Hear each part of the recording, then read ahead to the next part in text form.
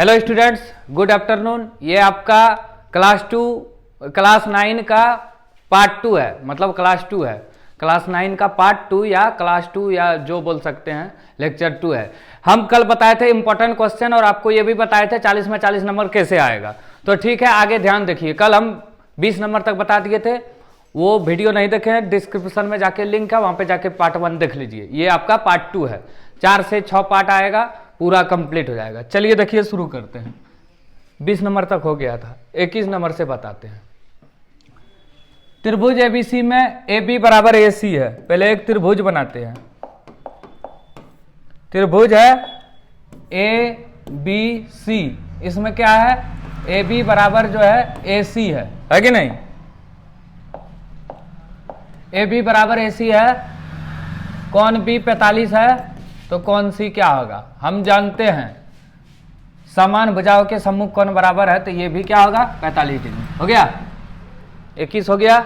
चलो अब 22। त्रिभुज ए बी सी और डी ई एफ में पहले दो त्रिभुज बनाओ। एक हुआ ए बी सी और दूसरा क्या होगा,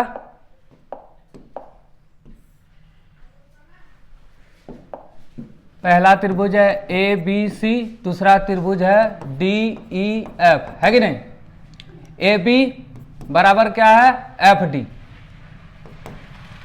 और कौन ए बराबर कौन डी। तो दोनों त्रिभुज ऐसे है, सर्वांगसम होंगे कब, कब सर्वांगसम होंगे दोनों, जब ए सी बराबर डी ई होगा। ये हो गया। अब चलो आगे। यदि ए पी बी और सी क्यू डी दो समांतर रेखा, दो कोण A P Q B P Q C P Q, चार को है, समद्विभाजित करता, तो यह एक आयत होगा, याद रखना। 31 नंबर से बनाने वाला आएगा, 30 नंबर से। डी और ई क्रमशः ए बी सी की भुजा, ये देखो त्रिभुज बनाओ। पहले एक त्रिभुज है ए बी सी, इसमें भुजा ए बी और ए सी का मध्य बिंदु, ए बी और ए सी का मध्य बिंदु, ये कोई मध्य बिंदु है, और ओ भुजा बी सी पर कोई बिंदु ओ ए से मिलाया जाता है। पी और क्यू क्रमशः ओ बी और ओ सी के मध्य बिंदु है, तो डी ई क्यू पी है एक। सबको मिलाएंगे अगर, तो ये एक आयत होगा। समांतर चतुर्भुज एबीसीडी में देखो, इधर एक चतुर्भुज है, जैसे एक चतुर्भुज है, इसमें अगर नाम दे दो ए बी सी डी, हो गया। कौन सी और डी, कौन सी और डी। देखो चतुर्भुज के चारों कोणों का योग जो है 360 डिग्री होता है, तो दो कोणों का योग कितना होगा, 90 90 करके चारों होता है, तो 90 90 180, तो सी नंबर आंसर हो गया। एक समांतर चतुर्भुज का परिमाप समांतर चतुर्भुज मतलब आयत, समझ गया। तो आयत का परिमाप 2 हो, लंबाई जोड़ चौड़ाई होता है, कितना दिया है 22। बड़ी भुजा, एगो बड़ी भुजा मान लो लंबाई है, ये कितना है 6.5। अब बड़ी भुजा क्या होगा, देखो क्या करेंगे, 6 दूनी 12 1 13, 2b बराबर 22, तो 2b बराबर 22 में 13 गया, कितना हुआ 9 हुआ, तो b बराबर 9/2 मैंने 4.5 आ गया, 4.5 सेंटीमीटर, 26 हो गया। चलो 27 देखते हैं। आकृति में बीसी वृत्त का व्यास है, ये जो है वृत्त का व्यास है, जैसे एक कोई गोला है,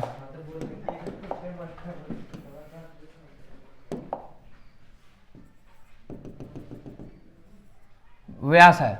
कौन बी ए ओ 60 डिग्री है, जैसे ये है, ये आपका 60 डिग्री का है। तो कौन ए डी सी, ये है ए, ये है बी, ये है सी, ये डी है, तो ए डी सी क्या होगा, ये कौन पूछा क्या होगा, तो ये 60, तो ये 60 ही होगा। कौन कौन होता है, एक अंतर कौन हो गया 28। दो बिंदु ए और बी से होकर 3 सेंटीमीटर त्रिज्या का एक वृत्त खींचा जाता है, यदि ए बी 6 सेंटीमीटर है, ये सही होगा खाली। चलो अब देखो, अब बनाने वाला आ गया तुम्हारा। एक त्रिभुज एबीसी में जिसमें ए बी 4 है, कौन ए 60 है, रचना संभव नहीं है यदि बी सी और ए सी का अंतर है। लगभग दोनों का अंतर कितना होगा कि रचना संभव नहीं है। ये 4 है तो दोनों का अंतर 4.5, अब आ गया बनाने वाला। देखो हीरोन का सूत्र ये तो सिर्फ फॉर्मूला है, S, S minus A, S minus B, S minus C, जहाँ एस जो है अर्ध परिमाप है। अभी बता रहे हैं आगे, ये देखो यहाँ सब आ जाएगा। जैसे एक त्रिभुज की भुजा है, पहले त्रिभुज बनाओ। एक त्रिभुज का भुजा है, नाम दे दो त्रिभुज का ए बी सी। भुजा का नाम दे दो, ए बराबर है 40 मीटर, बी बराबर 40 मीटर और सी बराबर 9 मीटर। यहाँ से 3 क्वेश्चन आ सकता है। पहला क्वेश्चन आएगा त्रिभुज का परिमाप, ए जोड़ बी जोड़ सी, तीनों को जोड़ देंगे। त्रिभुज का अर्ध परिमाप, ए जोड़ बी जोड़ सी बटे 2 कर देंगे। क्षेत्रफल निकालने के लिए क्या करेंगे, देखो क्षेत्रफल निकालने बोला है तो पहले एस निकालेंगे। एस बराबर होता है ए जोड़ बी जोड़ सी बटे 2। एस माने अर्ध परिमाप, ए कितना है 41, बी कितना है 40, सी कितना है 9 बटे 2। सबको जोड़ेंगे तो 90 बटे 2 मतलब 45 आ गया। 45 आ गया एस, हमको एस से ही मतलब है। अब निकालना है त्रिभुज का क्षेत्रफल। अब लिखो त्रिभुज का क्षेत्रफल हीरोन का सूत्र से तो क्या होगा, S, S minus A, S minus B, S minus C. S निकला है कितना 45, तो करो एस, एस है 45, एस माइनस ए पहली भुजा 41, एस माइनस बी दूसरी भुजा 40, एस माइनस सी तीसरी भुजा कितना है 9 हो गया। देखो ये पहली भुजा, ये दूसरी भुजा, ये तीसरी भुजा। अब एस कितना है 45, 45 में 41 जाएगा 4, 45 में 40 जाएगा 5, 45 में 9 जाएगा 36 हो गया। अब गुना करके भी लिख सकते हैं और बना भी सकते हैं, तो बना देते हैं इसको इस जगह। देखो 45 गुना, इसको तोड़ दो, 3 तिया 9 बचे 45, 4 को तोड़ो 2 दूनी 4, 5 को रहने दो और 6 को तोड़ो 6 गुना 6, 36 को 6 36। अब देखो 3 2 को मिलाएगा बाहर, 5 2 को मिलाएगा बाहर, 2 2 को मिलाएगा बाहर, 6 2 को मिलाएगा बाहर, 5 तिया 15, 15 दूने 30, 30 6 180, 180 मीटर स्क्वायर। क्यों होगा, क्योंकि सब मीटर में दिया है। क्षेत्रफल मीटर स्क्वायर में होता है, आयतन मीटर क्यूब में। हो गया। इससे एक क्वेश्चन आ सकता है कुछ भी, हीरोन का सूत्र, त्रिभुज का क्षेत्रफल निकालने या परिमाप निकालने। एक घनाभ है, देखो घनाभ कैसे होता है, ये घन है, इसी तरह घनाभ भी होता है। इसको चौड़ा कर देंगे तो ये घन हुआ तुम्हारा। घनाभ होता है ईंट, इसमें लंबाई चौड़ाई ऊंचाई है, तो पृष्ठीय क्षेत्रफल क्या होगा 2 into L B plus B H plus H L. ये है संपूर्ण पृष्ठीय क्षेत्रफल। ये है 2l plus B into H, ये है पास पृष्ठीय क्षेत्रफल। संपूर्ण पूछा है।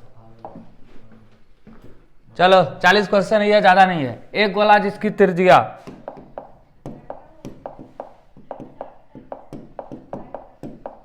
एक गोला है जिसकी त्रिज्या दिया है, ये त्रिज्या r, तो इसका पृष्ठीय क्षेत्रफल, गोले का पृष्ठीय क्षेत्रफल 4 पाई आर स्क्वायर। अर्धगोले का पूछे 2 पाई आर स्क्वायर, अर्धगोले का कुल पूछे 3 पाई आर स्क्वायर। एक बेलन जिसकी त्रिज्या r है। बेलन कैसे दिखता है देख लो पहले थोड़ा। ये है बेलन, एक बेलन है, इसकी त्रिज्या r है, ऊंचाई h है, तो आयतन पाई आर स्क्वायर h। पृष्ठीय क्षेत्रफल पूछे तो 2 पाई आर h। एक अर्धगोलाकार गुब्बारे में हवा भरने पर, अर्धगोलाकार गुब्बारा है, ये अर्धगोलाकार गुब्बारा है, हवा भरने पर इसकी त्रिज्या पहले है 6 और फिर बाद में हो जाता है 12, तो पृष्ठीय क्षेत्रफल का अनुपात क्या होगा, तो पृष्ठीय क्षेत्रफल 2 पाई r1 का स्क्वायर बटे 2 पाई r2 का स्क्वायर। 2 पाई खत्म, r1 है 6, तो 6 का स्क्वायर 6 गुना 6, 12 स्क्वायर है तो 12 गुना 12, 6 दूनी 12, 6 दूनी 12, तो 1/4 बने 1:4। ये हो गया आंसर 35 नंबर। चलो और 5 क्वेश्चन है, ठीक है। 36 नंबर, मिलान चिन्ह 5 4 9, 1 2 3 4, ये 5 6 7 8 9। परिसर, ये देखो ये इस तरह कर दो 0 5 9 3। परिसर में क्या होता है, सबसे बड़ा में सबसे छोटा घटा दो। सबसे बड़ा 15 है, सबसे छोटा 0 है, तो 15 आंसर आएगा।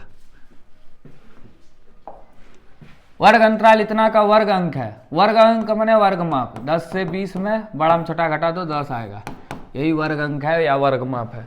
वर्ग चिन्ह पूछता है, दोनों को जोड़ के दूसरे भाग देते। असंभव घटनाक प्रायिकता होता है 0 और संभव घटनाक प्रायिकता होता है 1 या निश्चित घटनाक प्रायिकता। हो गया, कंप्लीट हो गया एक सेट आपका। कल से बताए थे, कल 20 बताए थे, आज 20 कंप्लीट हो गया। ठीक है, थैंक यू।